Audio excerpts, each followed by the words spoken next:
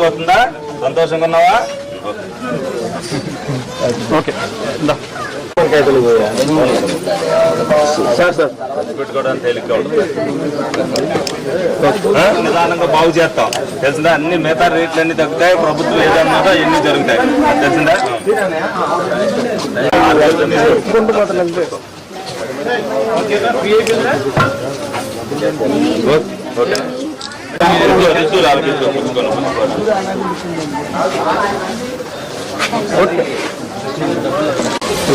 అన్న బాబు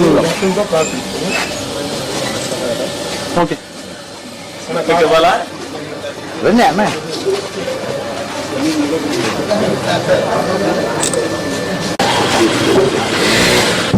వెనక రారా బాబు ప్రొఫెషనల్.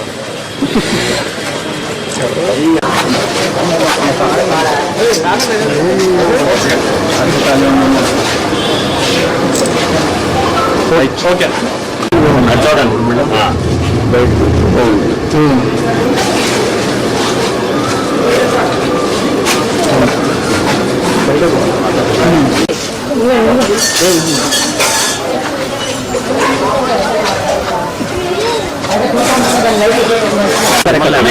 కొన్ని చేస్తున్నాం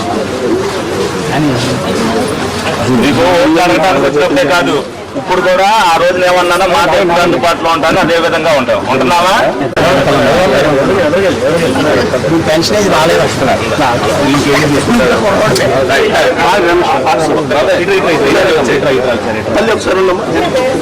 తొమ్మిదింట్లోపు మీ అందరికి ఇచ్చేసి వెళ్తారు. ఓకే అమ్మా ఇంకోటంటే ఉండి అయిపోయినాయా? ఓకే కాగితం చూపించుకో, డబ్బు చూపించు.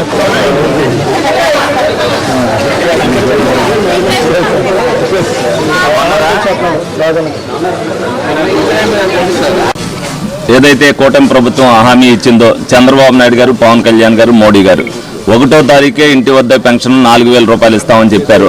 మరి 2వ నెల కూడా అందరికీ ఇంటి వద్ద వెళ్ళి పెన్షన్ ఇవ్వడం జరుగుతుంది. అందరూ కూడా ప్రజా నాయకులు కానీ ప్రజాప్రతినిధులు కానీ ఈ కార్యక్రమంలో పాల్గొనాలని చెప్పారు. ఎందుకనంటే ఎలక్షన్ ముందు ఏదైతే ప్రజల్లోకి తిరిగి ఒక మాట ఇచ్చామో ఆ హామీ నిలబెట్టుకుంటున్నాం అనేది ప్రజలందరికీ తెలియాలనే ఉద్దేశంతో నేను చెప్తున్నారు. ప్రజలు చాలా సంతోషపడుతున్నారు. తప్పనిసరిగా కూటమి ఏదైతే అన్నదో అదే విధంగా ఇస్తున్నందుకు వాళ్ళు ఆనందపడుతున్నారు. అలాగే నిదానంగా ఒక్కొక్కటిగా హామీలన్నీ కూడా నెరవేరుస్తారన్న నమ్మకం వాళ్ళలో ఉంది. తప్పనిసరిగా ఏదైతే ఉచిత బస్సు ప్రయాణం కానీ అలాగే ఏదైతే గ్యాస్ బండ్లు 3 ఇవ్వడం జరుగుతుంది అనేది అవన్నీ కూడా ఆన్లైన్లో ఆగస్టు 15 తర్వాత అన్నీ కూడా జరుగుతాయి. ఒక్కొక్కదానికి ఒక్కొక్క ఆన్లైన్ సిస్టమ్ పెట్టారు. దాన్ని అందరికీ కూడా వివరించడం జరుగుతుంది ప్రతి ఒక్కరు కూడా. ఎందుకంటే కూటమి ప్రభుత్వం వచ్చిన తర్వాత ప్రజలు ఏ విధంగా బయటకు వచ్చి తిరుగుతున్నారు అనేది. ఎందుకంటే అభివృద్ధి విషయంలో పూర్తిగా కుంటుపడిపోయింది. దాన్ని ఒక్కొక్కటిగా లైన్ చేసుకుంటూ అహర్నిశలు చంద్రబాబు నాయుడు గారు నిన్న నేను కలవటం జరిగింది. ఉదయం 11 గంటల నుంచి రాత్రి 8:30 దాకా, అంటే మేము వచ్చిన తర్వాత సుమారు 50 మంది ఉన్నారు. నేను వచ్చేసరికి 8:30 అయితే సుమారు 11 వరకు కూడా ఆయన ప్రజా సంక్షేమం కోసం, రాష్ట్ర అభివృద్ధి కోసమే పాటుపడుతున్నారు. ఆయన ఈ వయసులో కూడా ప్రజా సంక్షేమం కోసం ఏదో విధంగా అయితే తెలుగుదేశం పార్టీ, జనసేన, బీజేపీ పాటుపడుతున్నాయి. మనమందరం కూడా వాళ్ళకి సహకరించవలసిన బాధ్యత మనం ఉంది. రానున్న రోజుల్లో రాష్ట్ర అభివృద్ధి, రాష్ట్ర ప్రజల భవిష్యత్తు అంతా కూడా భరోసాగా చంద్రబాబు నాయుడు గారి మీద వదిలి మనం అందరం కూడా స్వేచ్ఛగా బతకచ్చని, ఏదైతే ఎలక్షన్ ముందు ప్రజలందరికీ కూడా నేను అందుబాటులో ఉంటాను. ఏదన్నా ఒక రోజున హాస్పిటల్కి వెళ్ళినప్పుడు అర్ధరాత్రి 12ంటికి నాకు ఫోన్ చేస్తే, ఆ రోజున డాక్టర్కి ఫోన్ చేస్తే ఆ ప్రాణం కాపాడినప్పుడు ఆ విలువే తెలుస్తుంది అనేది నేను చెప్పడం జరిగింది. దానిలో భాగంగా నేను నిత్యం ఎలక్షన్ అయిన కాడి నుంచి ప్రజలకు అందుబాటులో ఉంటుంటే, మొన్న నా దగ్గరికి వాళ్ళు వచ్చారు.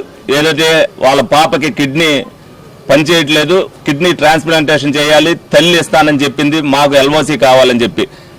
ఆ తల్లికి 2 లక్షల పైన ఆదాయం ఉండటం వల్ల మరి అది ఒక్క రోజులో ఇవ్వడానికి కుదిరే పరిస్థితి కాదు. కానీ నేను స్వయంగా వెళ్ళి మరి చంద్రబాబు నాయుడు గారితో మాట్లాడి నిన్న 8 లక్షల రూపాయలు ఆ పాపకి ఇవ్వడం జరిగింది. ఆ పాపకి ఇవాళ ఆపరేషన్ చేస్తారు.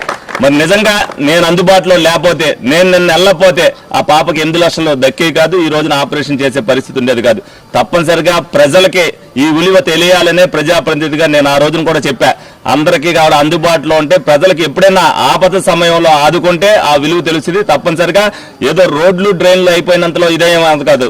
ప్రజలకు అందుబాటులో ఉన్నప్పుడు ఇటువంటి కార్యక్రమాలు జరిగినప్పుడు ప్రజలకు ప్రజాప్రతినిధి విలువ తెలుస్తుంది. తప్పనిసరిగా ఇదే విధంగా 5 సంవత్సరాల్లో కూడా వాళ్ళకి ఏదైతే నేను మాట అన్నానో అదే మాట ప్రకారం చేస్తానని సందర్భంగా తెలియజేయడం జరుగుతుంది.